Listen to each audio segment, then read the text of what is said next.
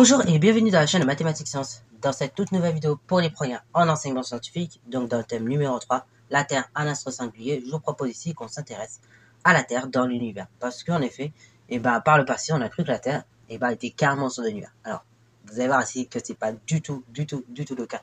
Et donc, on va voir ça sur différents temps. Donc, tout d'abord, on va s'intéresser à la place de la Terre dans l'univers. Ensuite, en second temps, la mise en place du référentiel héliocentrique, ok. Et enfin, donc, tout simplement, le mouvement entre la Terre et la Lune. Let's go, c'est parti, mon kiki. Alors, tout d'abord, la Terre. Dans l'univers, sa place, c'est quoi? Ça commence d'abord à l'échelle du système solaire. En effet, puisqu'il s'agit de la troisième planète du système solaire. Et donc, comme les 7 autres planètes de notre système solaire, elle va tourner autour d'une étoile, ok. Cette étoile, c'est la nôtre, et donc c'est le Soleil, ok. Ce système solaire lui-même, composé donc du Soleil, on n'est pas tout seul, en fait, dans l'univers. Faut vous dire ça. On n'est vraiment pas tout seul. C'est-à-dire qu'en fait, tout simplement, dans l'univers, il n'y a pas juste une seule étoile. Si on dégrossit un peu plus, nous faisons partie d'une galaxie, ok, qui s'appelle donc la Voie lactée. Et donc dans cette Voie lactée, on va retrouver comme ça 100 milliards d'étoiles, ok. On va retrouver comme ça 100 milliards d'étoiles au sein de notre galaxie. Et donc tout simplement, ici, la Terre et donc les autres planètes du système solaire ainsi que notre étoile faisons partie de cette galaxie, de la Voie lactée. On est situé ici dans le bras d'Orion, ok, vraiment à l'extrémité. Ensuite, donc, la Voie lactée, c'est super, ok, voilà. Mais si on dégrossit un petit peu plus, la Voie lactée lui-même fait partie donc d'un groupe local, constitué donc d'une soixantaine de galaxies, comme vous pouvez voir juste un peu à gauche, ok, qui lui-même fait partie d'une super amas, donc la super amas de la Vierge, qui va posséder comme ça un amas de galaxies, ok, voilà. Ainsi donc, comme vous pouvez constater, l'univers est très grand, ok, l'univers est vraiment grand. Alors je vous mets peut-être les dimensions parce que là comme ça on n'arrive pas à voir, ok, juste sur les schémas. Donc le système solaire, sa dimension, c'est un peu, là on est autour de, donc le système solaire, on est autour de 10 puissance 12 mètres, ok, en ordre de grandeur. La Voie lactée, son ordre de grandeur, donc là on tourne autour de 10 puissance 16, 10 puissance 20 mètres. Ensuite, donc pour le groupe local, on tourne autour de 10 puissance 24 mètres. Et pour l'amas de la Vierge, donc là on est très facilement autour de 10 puissance 27, 10 puissance 30 mètres. Donc c'est assez conséquent. Donc l'univers est très grand, il est organisé, mais cependant donc, entre les différents objets, que ce soit les étoiles, les planètes, ou même les comètes et autres, vous allez avoir rien, vous n'avez vraiment rien. Et ainsi, on va dire que l'univers présente ce qu'on appelle une structure lacunaire, ok. Un peu comme les atomes, je vous disais il y a quelques années, hein. Vous vous rappelez quand on a vu la structure d'atomes, donc avec les électrons qui gravitent autour d'un noyau, donc assez dense tout de même, puisque c'est demi-fois la taille, c'est demi-fois en masse, donc la masse de l'électron, donc et on avait vu qu'entre les électrons et leur noyau, il y avait également beaucoup de vide. Et là, c'est un peu la même structure en fait que l'on a au sein de l'univers. Et on a certes une organisation en système solaire, en galaxie, en groupe local et en amas, mais néanmoins, on a une structure vraiment très lacunaire, ok, composée essentiellement de vide. Ça, c'est bizarre à se dire, mais voilà, c'est comme ça que ça se présente en tout cas. Alors, maintenant, quelques arguments historiques ont permis justement la réalisation et donc le passage à une conception héliocentrique, ok. Parce qu'en effet, jusqu'à peu près 16e siècle, ok, jusqu'au 16e siècle à peu près, on pensait que la Terre non seulement était plate, mais en plus située au centre de l'univers. Aïe. Ce qui n'est bien évidemment pas le cas. Et donc, on peut l'observer d'ailleurs aujourd'hui, très simplement en faisant un petit voyage, donc en petite fusée, ok, voilà. Bon, ça prendra du temps, mais ça peut s'observer. Néanmoins, donc quelques éléments qui ont permis justement de mettre en place la conception héliocentrique et donc un petit peu oublier cette conception géocentrique où tout est centré autour de la Terre, c'est notamment l'invention de la lunette astronomique autour du XVIIe siècle. Et cela a permis à Galilée donc de réfuter la conception géocentrique de Ptolémée et donc de confirmer l'héliocentrisme de Copernic en fait qui avait été montré auparavant. Ok.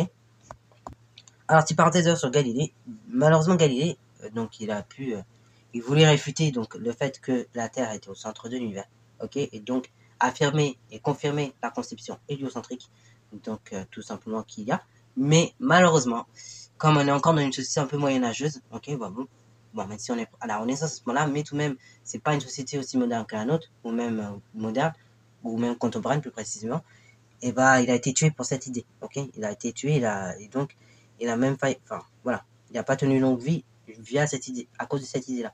Et d'ailleurs, il y avait un livre qui avait publié sur ça, mais malheureusement, il n'a pas pu être publié parce qu'il parlait de cette conception héliocentrique, et à l'époque, comme je l'ai dit, la société était très catholique, et donc avait du mal à accepter justement la présence d'une structure héliocentrique, ok, et de croire que la Terre n'était pas au centre de l'univers. Également, la découverte de satellites de Jupiter et l'observation des phases de Vénus sont également des arguments qu'on peut déterminer et démontrer la conception héliocentrique. Ok. Ensuite, donc, à l'aide de ces deux arguments-là, c'est ce qui a permis vraiment de renforcer l'idée que la Terre n'est pas au centre de l'univers, et que c'est vraiment le Soleil qui est au centre des autres planètes et qu'on tourne autour des autres planètes.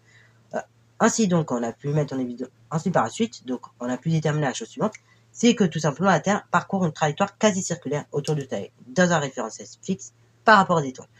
Et donc, tout simplement, au XVIIe siècle, enfin, on a Newton qui arrive. Voilà, donc à la fin du XVIIe siècle, environ 1660, Newton il arrive et donc il fait ses théories sur la gravitation avec les histoires de pommes et tout ça. Et de là, ça a complètement validé la conception héliocentrique. Mais malheureusement, il y a eu Galilée, il y a eu Copernic et autres. Et donc, tous ces scientifiques qui étaient des prédécesseurs donc, de la conception héliocentrique, malheureusement, n'ont pas pu vraiment bien s'exprimer sur l'idée donc de cette conception. Okay, et ainsi, le passage de la conception géocentrique à la conception héliocentrique a été même l'une des plus grandes controverses de toute l'histoire des sciences. Okay, c'était vraiment un chamboulement, quoi, limite. Voilà, donc là, maintenant, je vous ai un petit peu raconté l'histoire liée à la mise en place d'une conception héliocentrique. Et donc, je vous propose maintenant un dernier mouvement, à savoir donc le mouvement entre la Terre et la Lune. Oui, parce qu'en effet, si on observe donc tout simplement la Lune au sein du référentiel géocentrique, donc référentiel géocentrique, je rappelle ce que ça veut dire. Donc ça veut dire tout simplement, en fait, c'est un référentiel qui est fixe par rapport donc au centre de la Terre. D'ailleurs, héliocentrique, peut-être vous pouvez vous poser c'est quoi la question, c'est-à-dire quoi référentiel héliocentrique. Donc je vous mets un petit rappel. Donc le référentiel héliocentrique, c'est le référentiel qui est lié par rapport au centre des étoiles, ok, lié tout simplement même de façon générale au Soleil.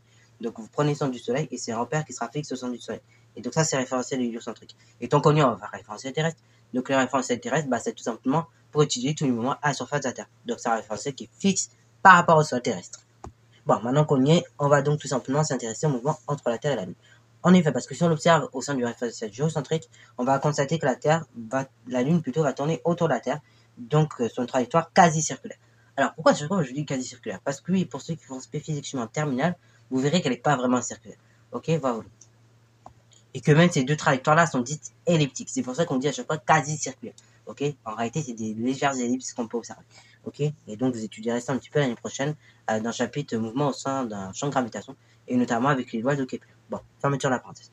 Donc, tout simplement, la Lune, comme je dis, elle tourne autour de la Terre sur une trajectoire quasi circulaire et donc éclairée par le Soleil, la Lune va également diffuser la lumière solaire donc en direction de la Terre et va présenter donc un aspect de différence selon les jours et donc le moment. Ok.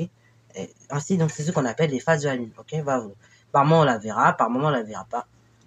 Tout va vraiment dépendre de la phase de la Lune. Ok, et donc, la Terre également va tourner, la Lune plutôt va tourner sur elle-même en 27,3 jours. Ok, et donc, sa période de rotation, ainsi, on s'aperçoit qu'elle est égale à la période de révolution, ce qui va faire qu'on va voir à chaque fois le même côté de la Lune. Ok, et donc, il y a une phase cachée de la Lune qu'on n'a pas pu voir malheureusement jusque-là.